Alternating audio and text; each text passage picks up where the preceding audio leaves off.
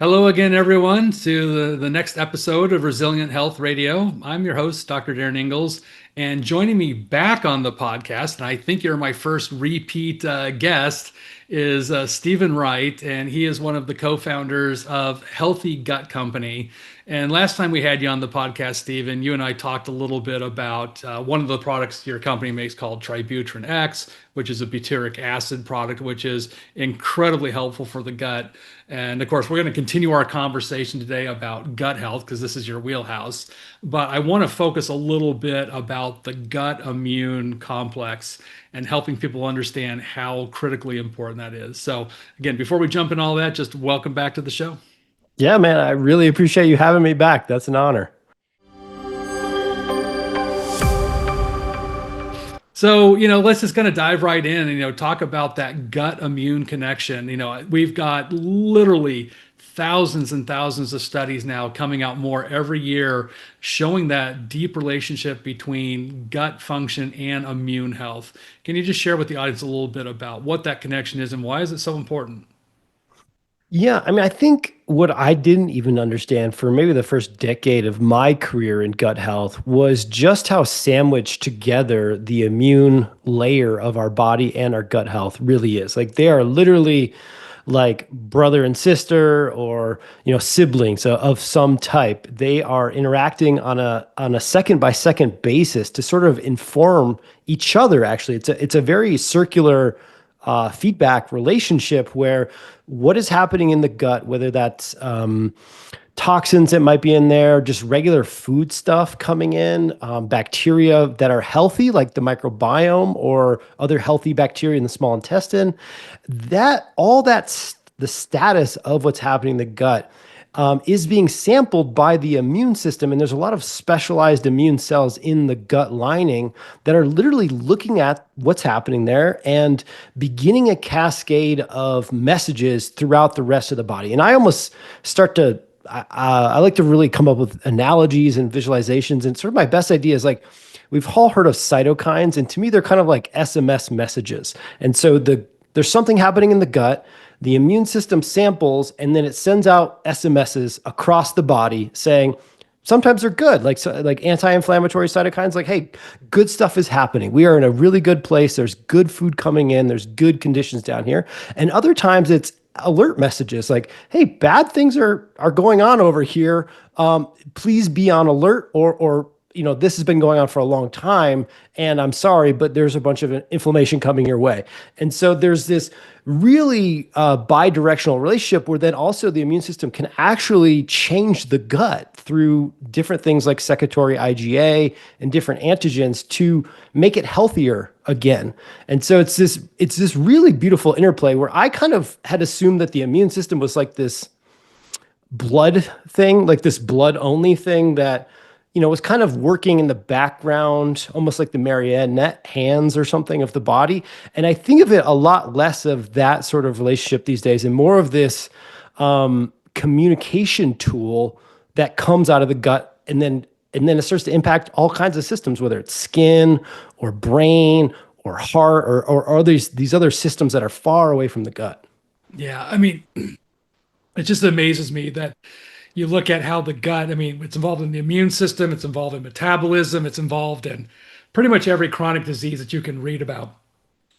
So, I want to kind of break down sort of the product you have is called Hollow Immune. I want to break down kind of the individual ingredients so people understand why it's in there and why it's important. And I think the first ingredient you have in there is beta glucans. Can you tell us a little bit about what that is?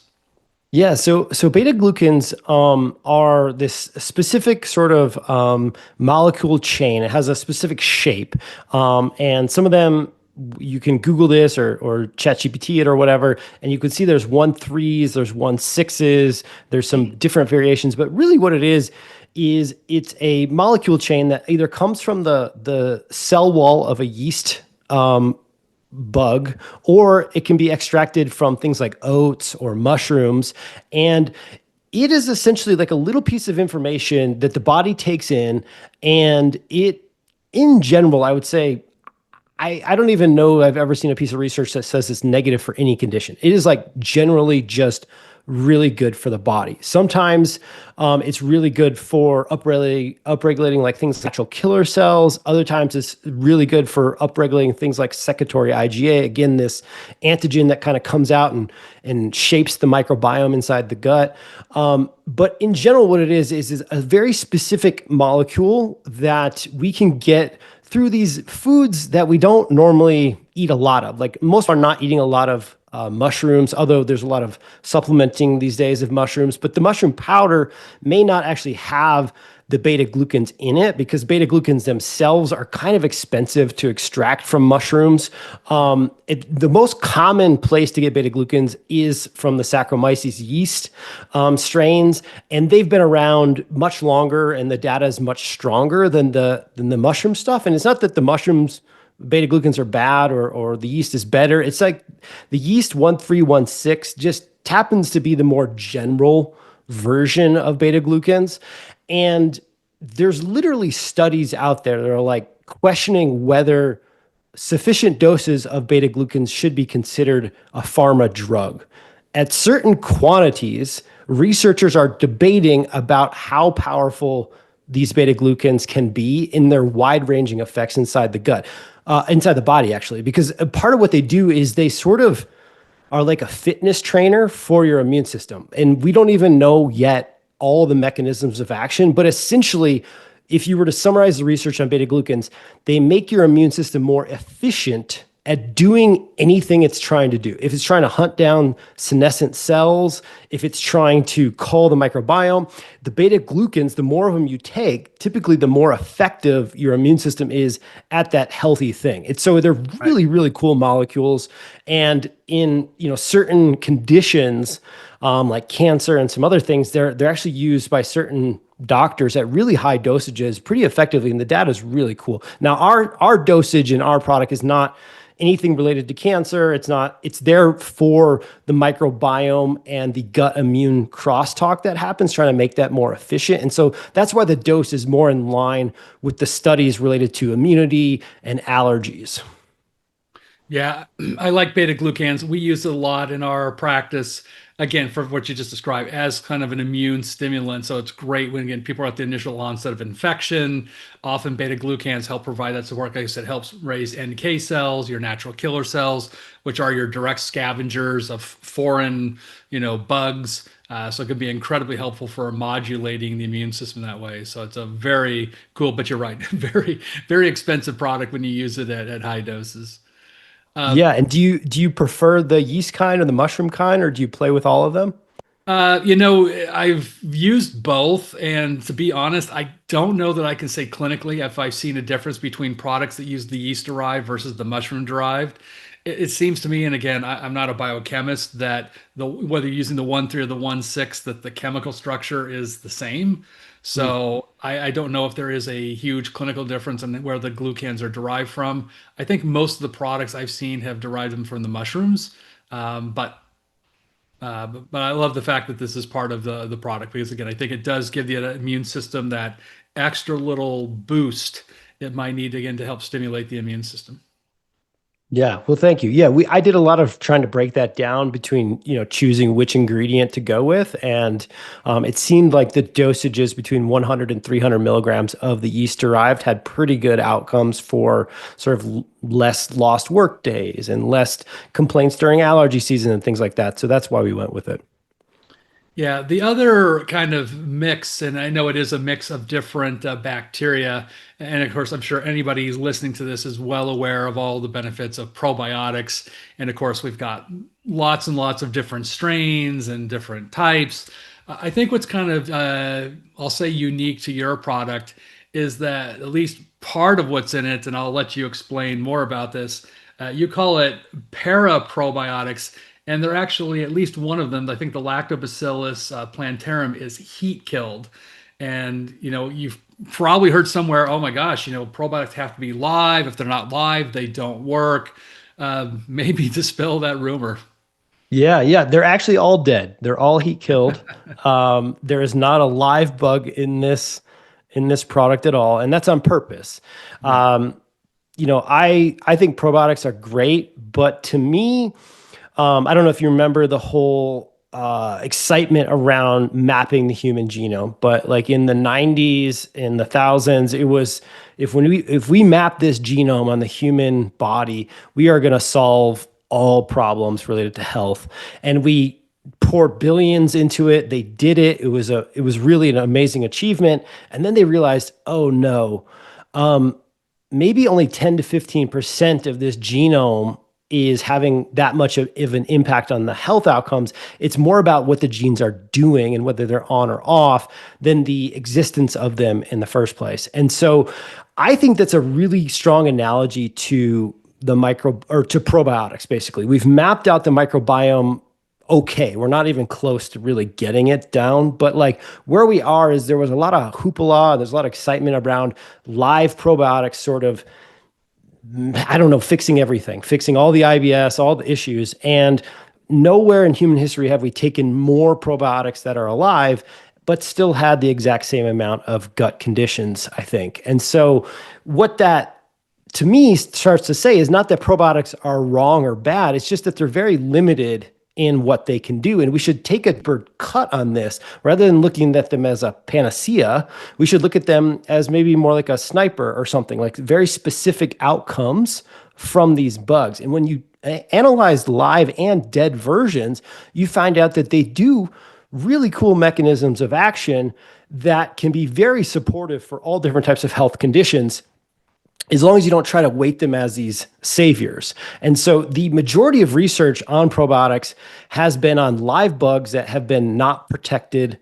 when they enter the human body. And so what that means is the stomach acid is killing a large portion of probiotics. So this idea that you need a soil-based or a spore-based live bug is really just an amazing marketing claim. And it's not that spore-based bugs don't have great research. They actually do. There's some really good stuff about them. But I would argue it's not because they're alive. It's because they're spore-based and they have a different chemical makeup and molecular makeup, not that they're alive or dead.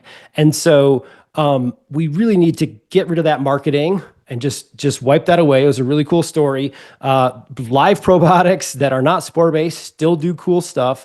But if you were trying to create a product that was all about the immune system, you would not use a live bug. In fact, you can actually search and find, I don't know, there's at least 10 case reports of live bugs killing humans.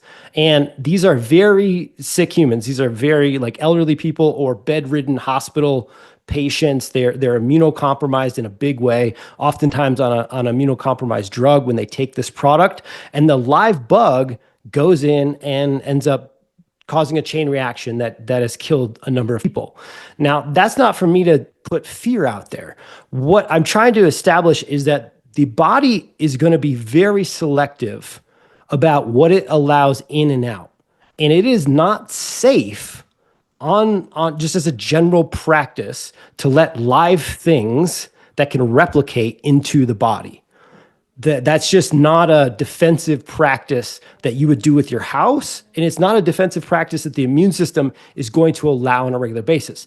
What that means is that the mechanisms of actions for live bugs should happen somewhere inside the gut. But when those bugs die, they are now safe. They now are okay to be sampled and brought into the body and sort of examined. What is happening? What is this thing? And so that's actually how the dead bugs work, is that because they're coming in with these different basically cell structures, they have different membranes in their cell structures.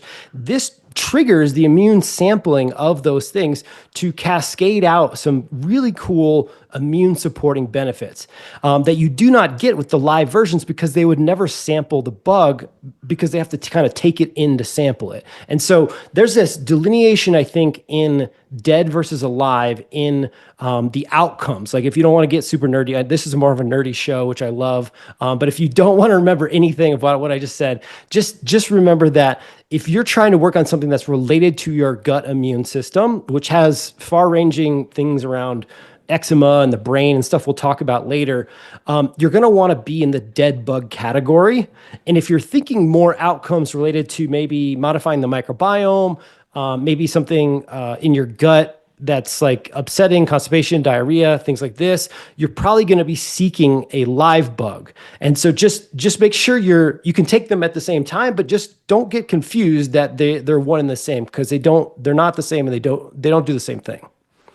Yeah, I've got a couple of thoughts. I think this idea for so long, we thought about taking live probiotics as a way to colonize the gut, recolonize what was lost through antibiotics or medication or whatever. And we've really come to learn that that's not the case at all, that they are really transient signaling molecules, antigens, if we really want to geek out on it. And again, the immune system is just taking that information from probably the cell wall, the surface, as information to help modulate probably other local bacteria or other parts of the microbiome. And again, what goes in probably goes out. And it makes sense, as you're describing this, we have a very strong stomach acid to protect against all these outside invaders, which would include most live bugs. Like I said, our body isn't really wanting that live stuff entering. And if you're somebody with leaky gut, that's probably the last thing you want, is some live organism getting across that cell membrane. And now it's able to proliferate theoretically, past the mucous membrane. And that can be terribly problematic for a lot of people. And, again, for years, I've had patients tell me, gosh, every time I take a probiotic, I get worse. I feel so much worse. And as I'm thinking about it, as you're talking, I'm like, well, gosh, that makes a lot of sense. They probably have some sort of hypersensitivity to the live bug, or maybe again, they really just have terrible leaky gut, and that live bug is actually becoming provocative instead of, really healing in the way that we think of it, wanting it to be. Yeah, yeah, it could be that. And I think if so, I would say you hit on myth number one, which I forgot about, because I guess I just keep forgetting people still think this, which is that probiotics are going to recolonize you, which is definitely not going to happen. Myth number two, which is what I was trying to cover, which is that they need to be alive, and they don't. I would say there's another myth though, and that myth is that you should be using some sort of broad spectrum, 100 billion, 500 billion product. I think that people proportionately react to those products because they're really kind of untested. They're sort of under cultured, like specifically, like meaning that they're kind of broadly cultured, and the company that makes them might actually not know the strains that are in there, and they haven't really been studied. And so again, I think if you're reacting to a 10 billion, 50 billion, whatever generalized probiotic, just take that as a signal, just put that aside. That's not best practice for product creation these days. If there's not a strain on the back of your bottle, and the strain is the last thing, and it'll sound super kind of weird, usually like letters and numbers or something like that. But without a strain, that company really does not have any research behind that product. And those products, I think, are the more harmful ones. Absolutely. Yeah. I always get nervous when, one of my patients just buys some rando, probiotic at Walgreens or CVS because it was a cheap price point. And at least when it comes to probiotics, you usually get what you pay for. And again, it doesn't describe the strain. So who knows? I mean, Lactobacillus acidophilus. I mean, how many hundreds of variants of Lactobacillus acidophilus are there? There's a lot. There might be thousands. Right. So, that's why I agree, that looking at the strain, again, you can go online and look, is this a strain that's actually been researched? Or is it something that, it's just some company just said, I'm going to buy whatever the cheapest product is and throw it in and sell it. And I think that happens a lot, unfortunately, in the probiotic industry. But I've read a lot of research, I believe out of Japan, that showed that these heat-killed organisms are highly beneficial. So I'm glad that you're making that point that you don't necessarily have to have a live, because again, I think that is still a very common myth that most people believe to be true. And like you said, it's not. So, let's shift gears a little bit and talk about, okay, you got this cool product, it's got beta glucans, you got these sort of dead bacteria, who benefits from this kind of product? A number of really interesting use cases for the product. Number one, all the three strains of para-probiotics, which para just means dead, basically, dead probiotics, they have been studied extensively in humans, and they do come out of Japan, all three of them. I chose them because they had a weird overlap where one was sort of more overlapping on the immune system. It works mostly through plasmacytoid dendritic cells, which is the Lactococcus lactis, which is the also called a muse. You can look that up there. I think they have over 30 studies now in humans, and they do a range of things from like faster athletic recovery for athletic performance, less lost work days, but mostly it's driven through their ability to help with the Treg cells and plasmacytoid dendritic cells. And so if you think about someone who's sort of reactive and like hyper reacting either to foods or to the environment, or they kind of are bouncing back and forth kind of in they're sort of hyper vigilant reacting to anything in their environment. To me, that screams somebody who's low in T regulatory cells. They're unable to dampen this sort of teeter-totter response. And so a product like Lactococcus lactis can really help with that. The other two, the L137, Lactobacillus plantarum L137, and then the Lactobacillus acidophilus L92, they have studies, a lot of studies on eczema and on sort of allergies. So seasonal allergies or year-long allergic rhinitis. And so why I think these are cool is because people will tend to, at least there was an old school methodology in integrative and functional medicine that like, hey, you're Th1 dominant or you're Th2 dominant. And I don't think that that's a really good frame. Personally, I would love to hear your take on it because you're very nuanced on this stuff and very educated. But to me, if one of those is dominant, I think there's always the potential for it to swing the other way with Right. just a different input, basically. Like you just change season and suddenly it's allergy season because of the pollen or something. And so the product is designed to actually support all three of those, the Th1 side, the Th2 side, and then the umbrella. And what that means is people who are really reactive to their environment, seasonal allergies, maybe it's something in the house, they typically can see a improvement in that seesaw and hopefully a lessened reduction, at least in their antihistamine use. And so that's been studied in humans. And then a derivation of that is a lot of people with rashes, especially unexplained rashes, eczema, and these other sort of chronic skin conditions. They're actually a gut immune response, basically. It's a chronic gut immune pathway that is displaying on your skin. And so there's a ton of research on gut molecules and gut solutions for these individuals because many of them are using topical steroids, topical ideas because it's on the skin. That makes sense. But they're typically just insufficient. And so Holoimmune can play a really nice role for somebody who's in some sort of flare and they're trying to manage it. Again, it doesn't treat eczema by itself, but it's part of a holistic management. And especially like if you're at kind of your wit's end with it, you've tried a lot of different things. That's where we see people take the next leap to Holoimmune and typically see some sort of breakthrough either in the environmental allergies around pollen and dander and things like that, or in the skin issues. I'll pause there, but I have two more case studies that I think you're going to love. Well, I just want to point out that, dendritic cells are those key immune molecules that are transmitting information to other parts of the immune system to maintain immune tolerance. So if you are doing immunotherapy, like if you go to your allergist and you get allergy shots, if you're doing sublingual immunotherapy, if you're doing low dose allergy therapy, all these types of immunotherapy all have the same basic mechanism that they use these dendritic cells, which are very rich in the skin, they're rich in the mucous membranes. But again, this is what's conferring that information to those Treg cells to start bringing balance into the immune system to stop that overexpression often of Th2 or T helper cell 2 cells that drive that allergy slash autoimmune pathway.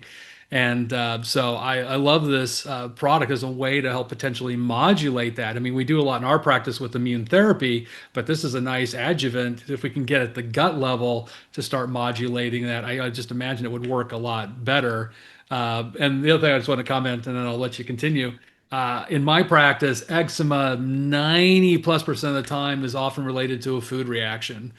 Sometimes it's related to mold and sometimes it's other extraneous things, but food is an overwhelming cause of eczema. And yet you go to the dermatologist, they slab you with steroid creams and now biologics and things of that nature. Whereas if we can really help improve gut health, maybe help identify those food sensitivities, it's amazing how often eczema clears up.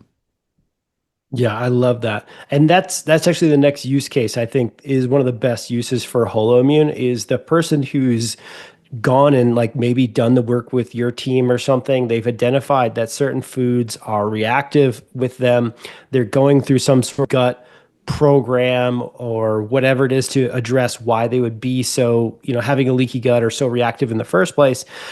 At the end of that protocol or during that protocol, they're going to want to usually you're going to want to add those foods back in because many times they're actually not necessarily like toxic or dangerous foods. They can be simple foods. I think corn, for instance, organic corn is not necessarily a bad food or, well grass-fed, happy cows that are grass-fed. I don't see that as a bad food source if you can tolerate it. But a lot of people can't tolerate it. And one of the reasons is that when they try to reintroduce that food, the immune system has a memory to how it was reacting to, say, that cow's dairy or that corn or whatever else might have been, could have been watermelon, whatever you took out. And so the cool thing about how we're using holoimmune in a lot of clinics around the US right now is during the reintroduction phase, if you can take the holoimmune, you are essentially bringing in the potential like issue, if you will, and then you're using another molecule to sort of suppress the body's remembering of this pathway that was not helpful. And so if you can take the product while you're reintroducing foods after your food elimination diet, we see a really fast and a much more expanded diet possible for these individuals because you're basically letting the immune system be less hypervigilant in the reintroduction phase. Yeah, the other thing I want to point out that I know is listed as part of what this product can do, and I think you mentioned it briefly, is that it can help raise secretory IgA. And secretory IgA is your first line of defense in your mucous membranes, all of your mucous membranes, your nose, your throat, your gut. So this really is again, your shield to that outside world. That's the first thing, your mucous membranes are going to respond to. And again, we do enough stool testing in our office that we see people that often have very low secretory IgA. And in fact, the most common genetically inherited immune disorder is secretory IgA deficiency. And people who have this problem, they get sick all the time. They get every cold, every flu, every gut infection. Their mucous membranes ability, that innate part of your immune system that's supposed to be that first line of protection, it just doesn't work as well as we'd like. And therefore, it's easier for outside bugs to impact you. So again, I love anything that can help raise secretory IgA. And I'm sure no one's looked at this, but I can see one of the possible benefits of holoimmune is with C. diff infection. Because if we can raise secretory IgA, we can help our natural immune system fight C. diff infection. Because often we'll give vitamin A. Vitamin A also helps raise secretory IgA. But I can see that there's a potential here for helping with somebody who might be dealing with the C. diff infection too.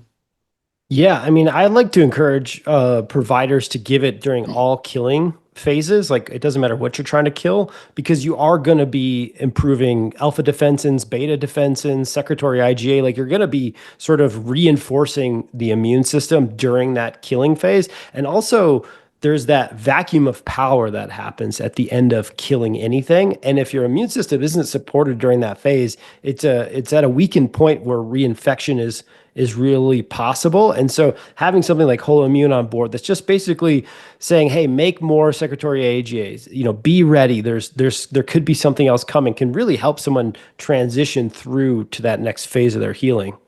The last thing I want to touch on, and this is absolutely not supported by the research yet. So this is total just anecdotal feedback, but I think it's really interesting, and I hope we get more data in the coming years. I think we will, but it's kind of controversial, and that's for people with brain-related issues. This could be traumatic brain injuries, or this could be sort of this menopausal brain that starts to onset somewhere in the 40s, usually for women. Men, it could be a little later, but it's just this sort of I'm not saying like memory loss, I'm not saying Alzheimer's, but this sort of like slowdown in sort of brain function. Some people would call it brain fog. Other people would never label it as that. But we've had 2 team members in the last few years have concussions or traumatic brain injuries. And these are very educated health coaches. So they're doing hyperbaric oxygen, they're doing keto diets, they're doing all kinds of really cool stuff. and we're still having dizziness and other sort of neurocognitive issues. And we were able to updose them using 4 pills per day and almost see a resolution in those nausea and dizziness symptoms like almost immediately. And it kind of worked in conjunction with their other protocols to get them back to functioning normal as a human, not having any sort of post-concussive disorder style stuff. And so that led me to starting to talk to more women who were experiencing brain fog usually. And there's been some really cool, not everybody, but maybe like 20, 30% of people who use it who would basically say their brain works like they were 20 again. Not like a nootropic. It doesn't work for me like that, but for my wife it does, and for a number of other team members, it's almost like they just this clarity comes over their brain. So there's got to be some sort of really cool mechanism, an anti-inflammatory mechanism going up the vagal nerve into the brain, and I can't wait for research on this. Well, it makes a lot of sense. I mean, as tight as the gut immune connection is, the gut brain is as strong, if not stronger. So that would make complete sense that even with a traumatic brain injury, that the gut is going to help modulate neural inflammation. And we see this like in my kids with autism, when they have gut issues, they have all sorts of behavior issues, cognitive impairment, sleep disorders, and it's that inflammation that's likely directly triggered by what's going on in the gut. You get the gut calmed down, and then all of a sudden the brain calms down. I think leaky gut and leaky brain often go hand in hand. So it makes sense that it would help. So yeah, it'd be interesting to see if can ever get some research done on that. That would open up, boy. You'll have a lot of new customers wanting that. Yeah, it's on the radar. We'll see if we can get it done in the coming years here. Is there anybody where this product might not be indicated for, that maybe they shouldn't take it? Yeah, actually there is. So there's a group of individuals, I don't know how often you see them in practice, but mast cell activation syndrome people. These people are often extraordinarily reactive to even simple supplements such as curcumin or, omega-3s sometimes. And if they're in a flare, if you will, because holoimmune is stimulating the immune system, it can really, it can be too much for them if they're in a MCAS flare.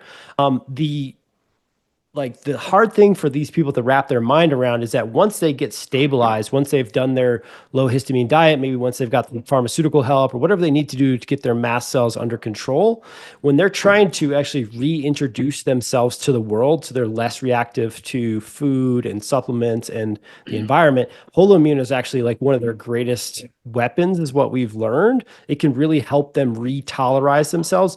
But if you are in that sort of histamine flare phase, it's a contraindicated in that phase. Yeah, I was going to add, I've got a handful of patients, and I say handful, maybe like 3 or 4, that I've actually used the Holoimmune with MCAS. It's actually worked quite well. So my limited clinical experience in that population has actually been very favorable. So again, maybe if you're in the throes of like an acute flare, maybe not, but most of the people I see with MCAS, it's kind of this ongoing, there might be periods of feeling a little worse than others, but there seems to be an ongoing thing. But and again, at least these handful of people, they've had actually quite good results. And again, we're always using a lot of other things. It's never just one thing. So take it for what it's worth. But I think it actually would be very helpful for a lot of people in that population to again help stabilize the immune system. And Stephen, what is the recommended dose for this? So each pill contains the studied milligram amounts of each of the para-probiotics and beta glucans. So 1 pill per day is the clinically studied amount of each of these ingredients in humans to get a benefit. I would say that probably if I had to categorize holoimmune users, I would probably say 7 per day. But there is 20 to 25% of people who, with 2 per day, maybe one in the morning, one at night, they see that sort of miracle light switch moment that they're looking for, whether it's their skin or food sensitivities or allergies. And so there is this ability to dose up, and then in sort of an in a sort of acute phase, like if you had a concussion or something like that, and you were throwing everything at it and you wanted to, full throw holoimmune at it, 4 per day is sort of the maximum. Now, I personally do not think there's an upper limit. I tried 10 per day for 30 days just to see what would happen to myself. I got still, I'm still here. Nothing really happened. Nothing moved on my labs. Nothing. It was like super unfun study. It was like, okay, that didn't do anything. So to me, it really seems like there's like an S curve here. Yeah. And it seems like a max, everybody kind of have as a local maximum, but it's probably between 2 and 4 per day. Above that, you're probably just not going to get anything from it. But it's not going to hurt either. Yeah. And is this something you typically would take with food? You definitely could. Most of the studies are with food, but it's not going to hurt you if you take it away from food. I would note that the majority of the studies are 8 to 12 or 16-week studies, and what they find is pretty linear benefit as you go on. So, like if you're trying to work on hay fever or eczema or something, the first month you're going to hopefully see some improvement. But the next 2 months after that is when your immune system is going to be much more trained up, much more efficient. And so the benefits do need to stack over a few months. Okay.